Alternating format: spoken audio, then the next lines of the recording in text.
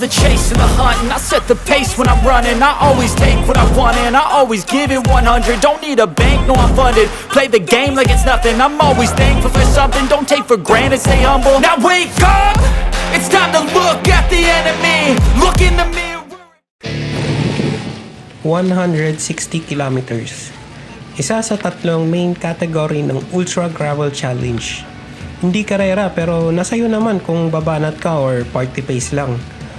Kung tutusin, parang Audax to pero gravel style. So far, eto na yung pinakamahaba kong gravel event. Familiar na ako sa terrain ng Pampanga at Tarlac. Matik, may lahar o mabuhangin yan. So for bike prep, wala naman akong binago sa bike. Bali, nag-rewax lang ako ng chain tsaka nagbaba ng tire pressure. Mas mababa sa usual na kinakarga ko sa gulong. Pagdating naman sa nutrition, simple lang din. Fit bar, electrolytes, hydration bag, isang water bottle, tsaka isang bigatin na meal. Etong meal na to, bali, kakain na lang kami sa matadaanan na karinterya. As for the game plan, takbong 20, magtira ng pang-uwi. Play safe lang. Yung ride buddy ko kasi na si Jerome, papasok pa sa trabaho. At ako naman, magko-commute pa pauwing Quezon City. With all that said, tara, sama ka sa ride.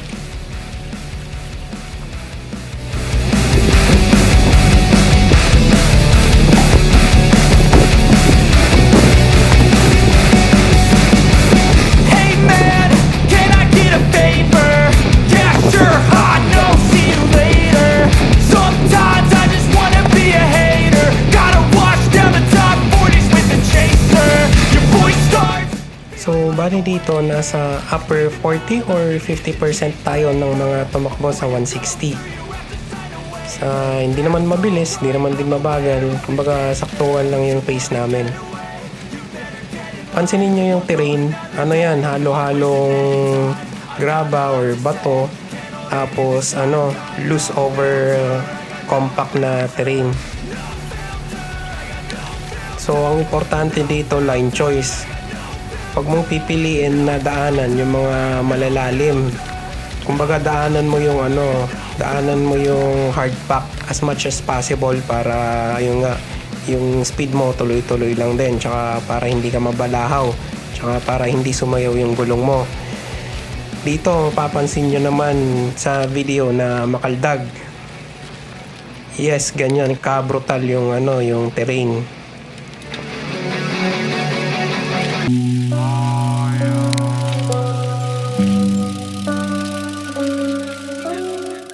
Dito sa part na to, bumagal kami kasi may sumemplang, tsaka yung iba ayaw padyakan yung basang part na yon. Sa amin ni Jerome, wala naman yun, tuloy-tuloy lang. Dito, nagkakwentuhan pa kami yan. As in, lang kami, hinahayaan lang namin kung may mas mabilis sa amin, hinahayaan lang namin. Hindi kami kumakapit. As in, stick kami sa game plan. As in, takbong 20 lang talaga. Lalagpas man ng 20, mga lang yun, mga 25, mga 28. Pero pitik-pitik lang. Hindi kumbaga ang average talaga namin, 20. Ayaw din naman kasi naming maubos kasi sa part na to, pa lang to, wala pang 40 kilometers sa part na to. So, masyadong maaga para mag-ubos. Don't wanna test your luck with me. I think I've had enough disease. I'm sick of all the bad thoughts, people who are half-nots. You were not as tough as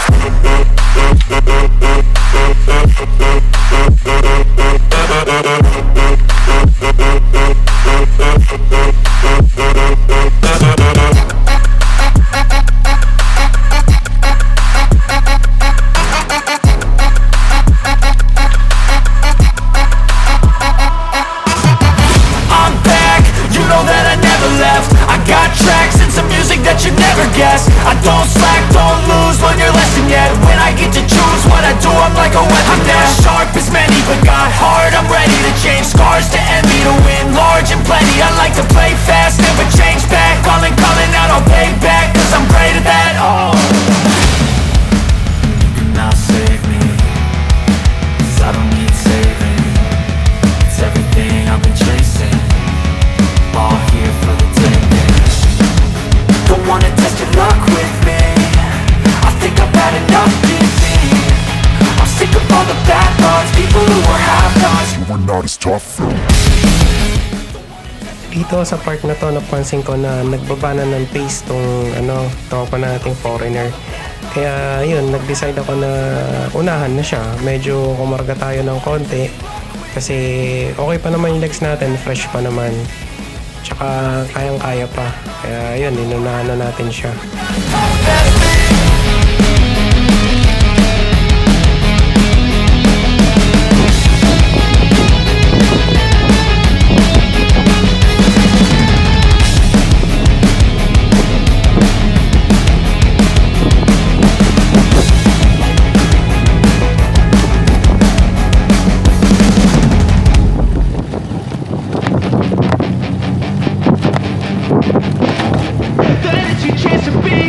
Hey kid, don't ever let them get inside your head.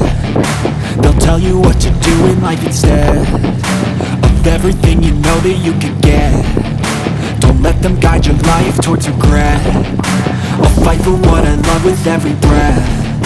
My past is filled with things I won't forget. I use them all to push me to my best. So treat the worst of times just like a test. If only I could go back in time, I'd tell myself that everything will end up alright. Just push yourself, test yourself, figure out what you like, and find your limits, don't be rigid, always work towards a prime. Surround yourself with open minds, people can change your life. A few friends with intent can help you feel alive. Find a passion, take some action, and with a little time, just be patient, make a statement, try to enjoy your life. They'll try to kick you while you're down. They wanna rise up while you drown. They wanna fill your head with doubt. They're silently scared that you'll figure it out. I'll make it look like I'm losing, won't bother hiding my bruises. And when they finally think you're wounded, then it's your chance to be ruthless.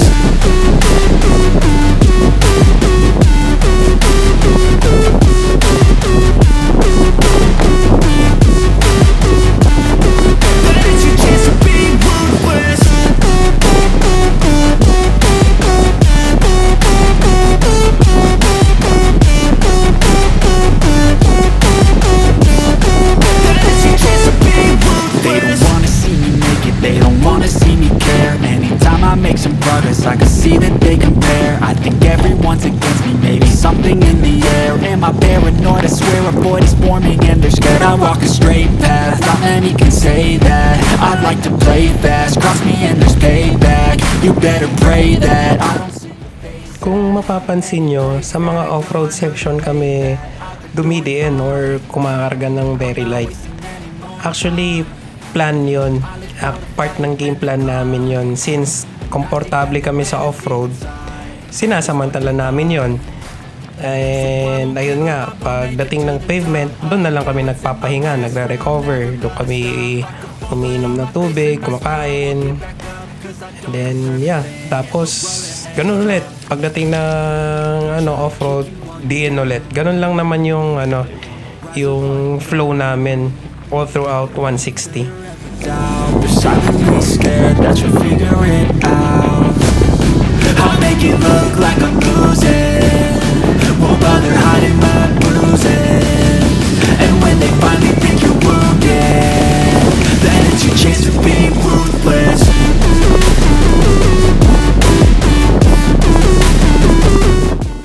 Pag mga gantong seryosohan talaga, di ako nagsasalita dyan. Siyempre, conserve din ng energy.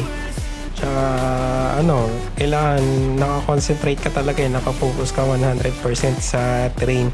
Hindi ko kayang isabay yung pagsasalita, kaya ganito na lang, voice over tayo.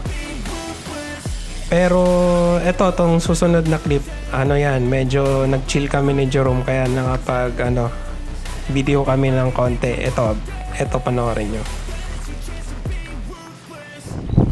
Hey yo, what's up mga kaito? This is Jerome Bryan, aka I2N TV. Malapit na kami sa Riot in your wrist. Masama ata sa'yo yung kape ha. Oo. Sobrang yata ng kape.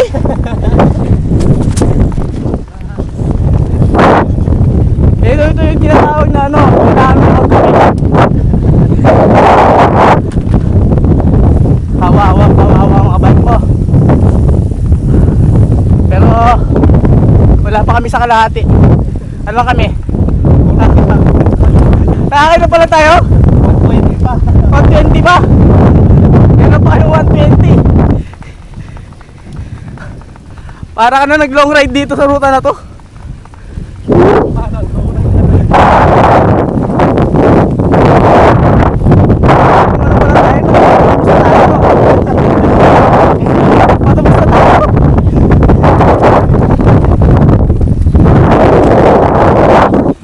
Tingnan nyo naman yung araw.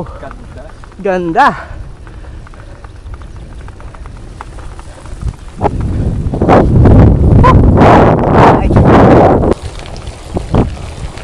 Kala ko kasama niyo sila Batman. Ah. Tapos na 'yun.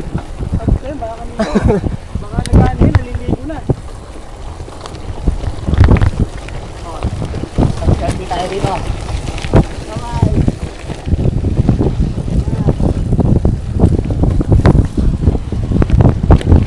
Kala ko magto-top 40 ka, master eh. Kaya mo naman 'yun eh. Bukas na pa uwi. Alas 2.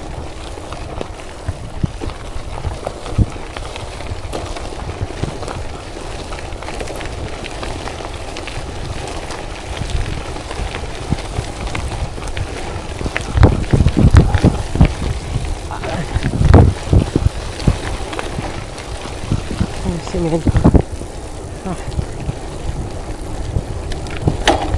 don't ever slow up, no I don't take shit. I got no love for the fakeness. If you wanna play tough and wanna You know, Master Ian Howe. So, nakasabay natin siya, nakakwentuhan din. Konting banding-banding nung nagpahinga kami, nung tumigil kami. Pero pansin ko kay Master Ian, tinamaan na siya dyan eh. So, bumagal yung pace niya. And eventually, nagpaalam na tayo sa kanya. Inunahan na natin kasi nga ayaw din naman namin na magbaba ng pace. Gusto man namin siyang samahan. So, dito, en route na to to checkpoint number 3. Mahaba to. Pero, ang maganda dito, yung view. As in, nakikita mo si Arayat papalapit ng papalapit. Papalaki ng papalaki. Ang ganda ng tanawin sa part na to ng 160. So, enjoy muna kayo dyan. Now that I've been put through hell, I never got anyone's help. I had to do it all myself.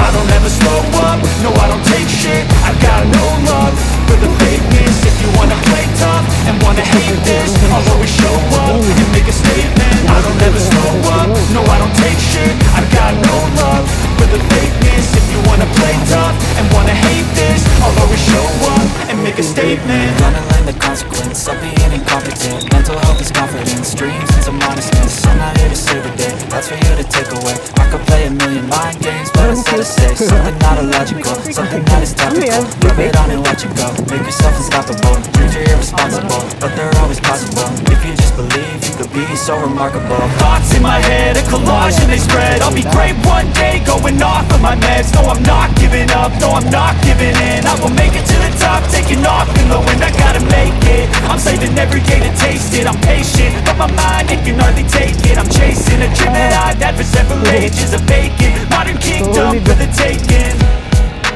Now that I've been put through hell, I never got anyone's help. Nakahabol sa amin na 240 peloton, bali pinauna namin sila, tapos kumapit na lang kami sa kanila.